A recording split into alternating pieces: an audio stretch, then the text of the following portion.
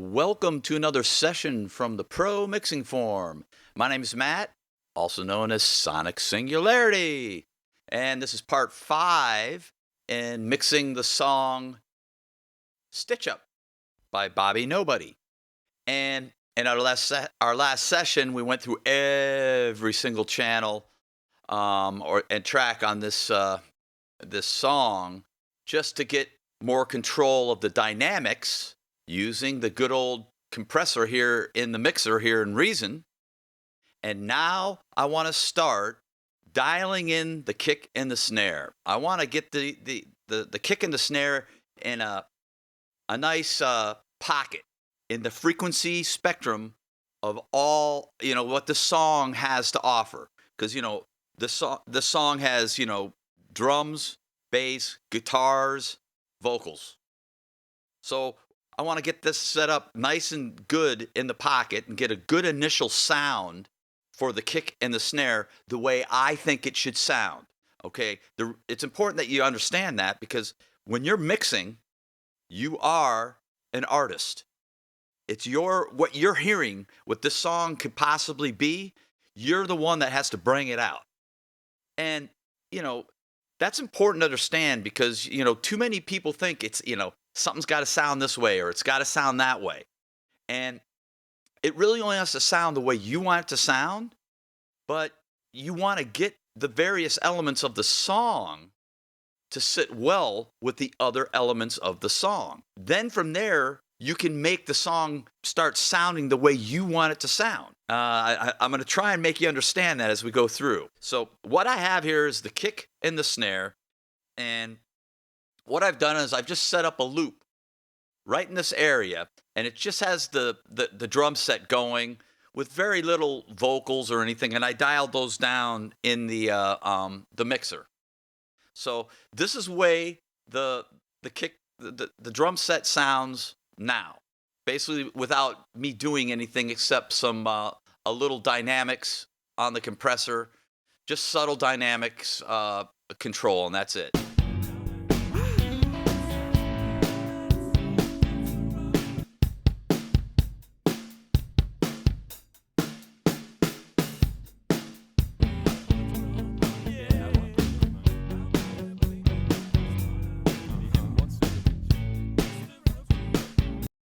Okay, that gets you a good, you can hear it. I mean, the drums were recorded pretty good, so we have something to work with, and that's really important.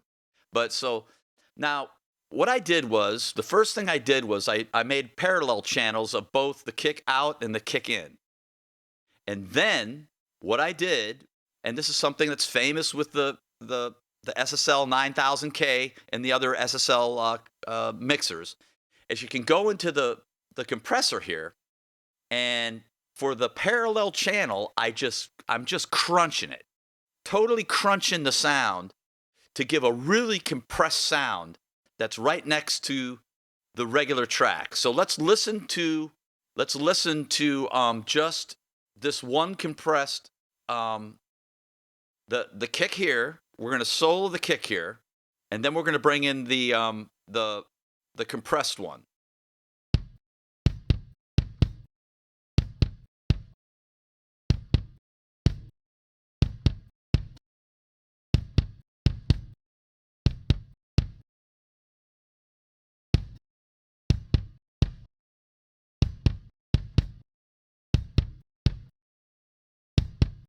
So you can hear it, and let's play it, and let me have none of the volume in of this channel, and just bring some in, and just you can hear what it's doing.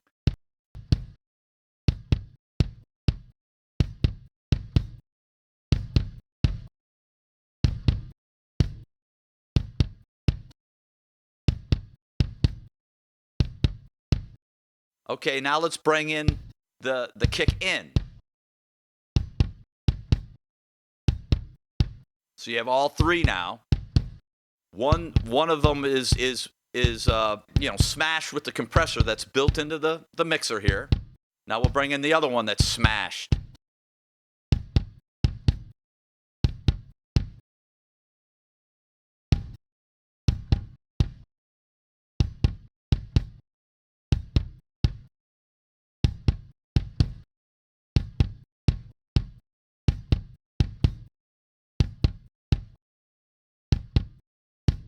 So this is what the kick sounds like, just with the kick out and the kick in, and just a little subtle compression.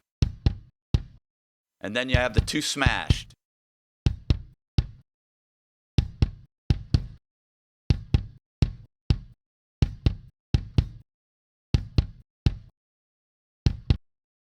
Okay, so having a parallel channel for both kick in and out just gives the kick more body.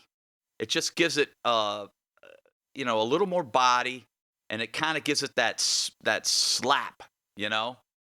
And as you start adding compression to a kick or a snare, it just really starts bringing it out in the mix. And you can think of all the words, but you got to be able to hear it. And then once you hear it, then that's the most important thing. You just have to be able to hear it. And that's, when you're mixing, it's all about training your ears.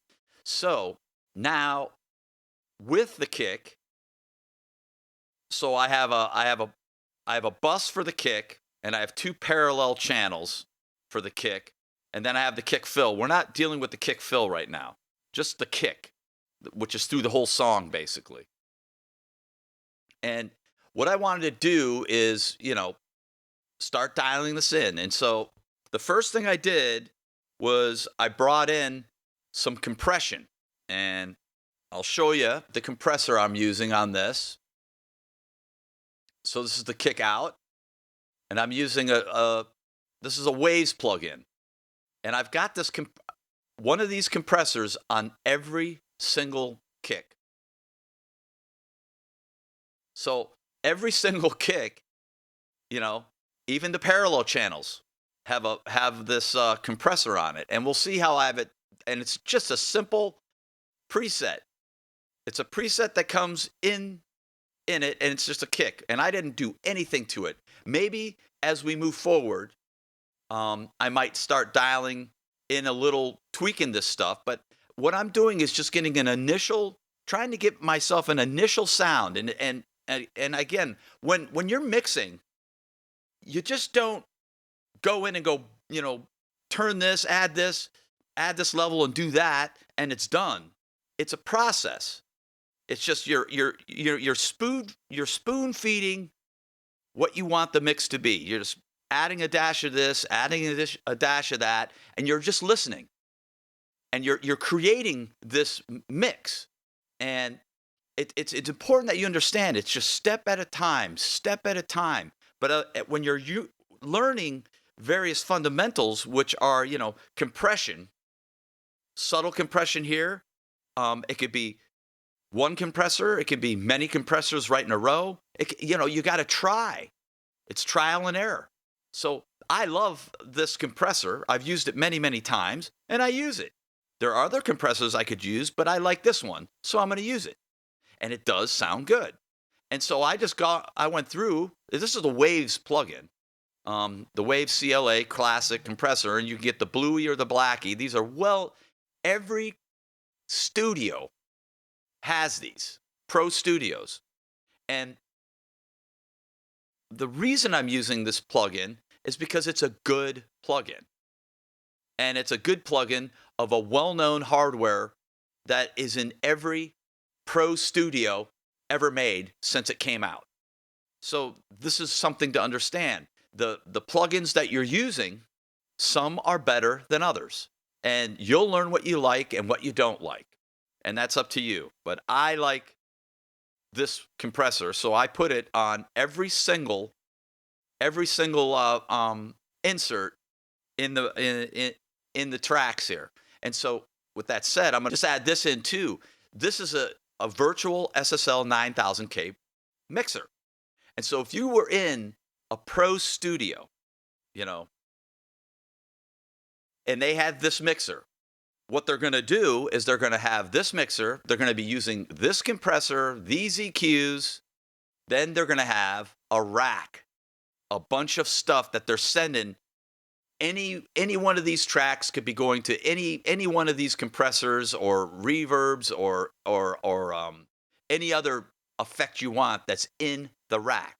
And that's what makes Reason so cool. You've got an amazing mixer here, and then you've got the rack. And I can say this in Reason 12, they got rid of the insert section the way it used to look. It used to look like this. Now it's like this. And now that I'm using it this way, I can kind of understand.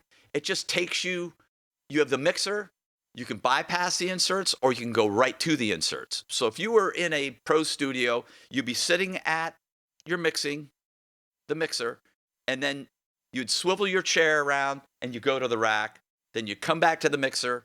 And I think that's why they did it. And I can tell you now that I'm using it this way, not having all the combinator buttons in the mixer like it was, just kind of unclutters the mixer, and it just makes you go back to a more fundamental working method in mixing, and that's to use the mixer and then go to the rack, tweak your effects, go back to the mixer, go back and forth, and I kind of like it. I'm getting used to it.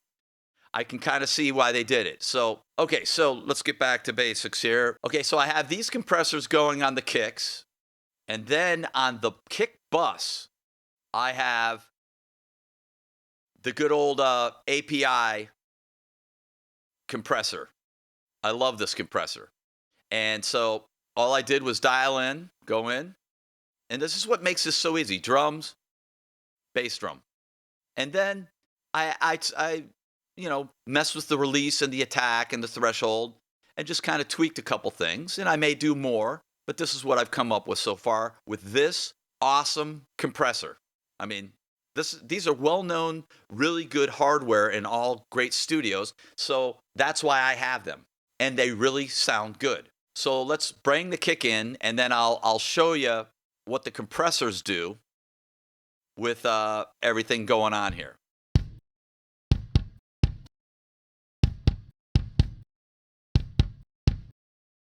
Okay, so we'll add in the compressors.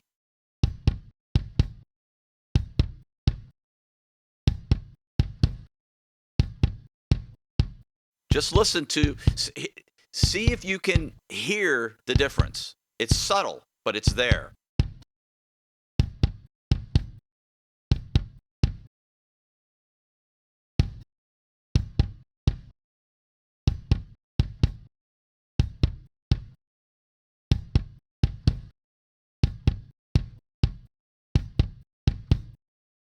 Do you hear it? It adds to the body, and it kind of tightens up the kick, and it just it's subtle. Just some subtle compression with that specific type of compressor that gives it a certain color, if you will, because that's why I'm using that compressor, for color. I want to add something to the element. And how a compressor works, the video I have down there, you can use a compressor to just tame, control the level. You can use it to control the dynamics, and you can use it to color the sound. So that's what I'm doing here. And so then the API compressor, it just adds a little more control and to the bus, the kick bus. So we'll bring that in and see if you can hear it.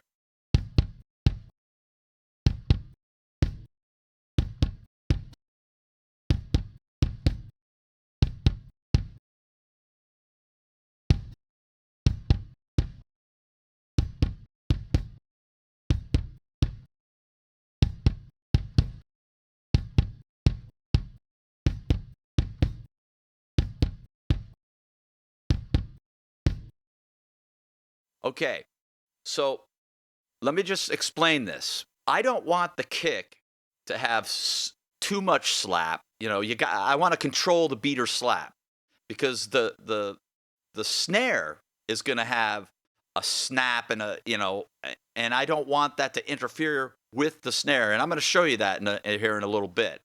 So you can hear that it kind of just tames that slap of the beater.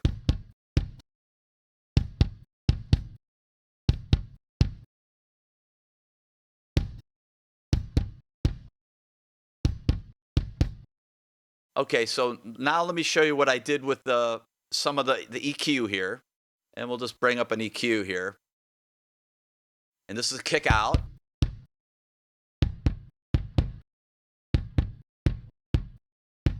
We'll dial that in.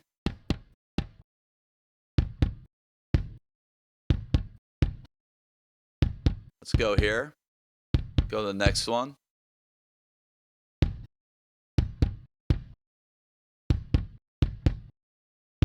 Nothing there.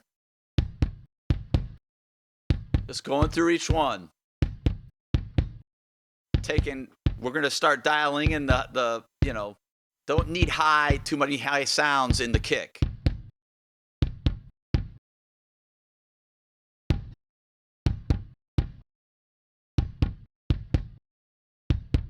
Okay. This is just stuff I've tweaked a little as I've been going through.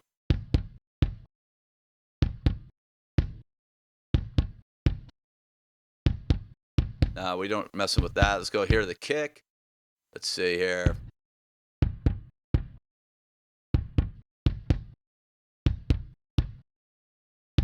Okay. Here's where I did a little, took out a little of the kick right here.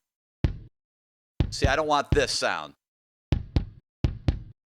So I'm taking it out.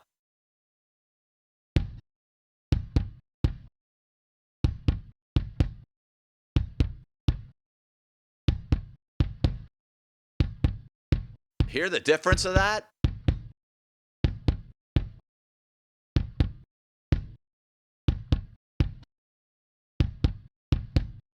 So I just tweaked that there. So that's basically what I've done to get this kick sound. And you can hear it pretty well. It does make a huge difference in the sound of the kick. And just know, here at thelearnreason.com, there is the Pro Mixing Forum, a forum dedicated to mixing and mastering solely in Reason. It's the only place on the internet, and I teach right here at the Pro Mixing Forum, and this is where I go in way deeper and teach you all kinds of stuff that have to do with mixing and mastering, and we're doing it all right in Reason. Okay, I think that does it, and I will see you guys in part 6, and what we'll do is start working on the snare and the overheads. I wanted to get it in this video, but it started getting too long. We'll take care of that in the next session. See you there.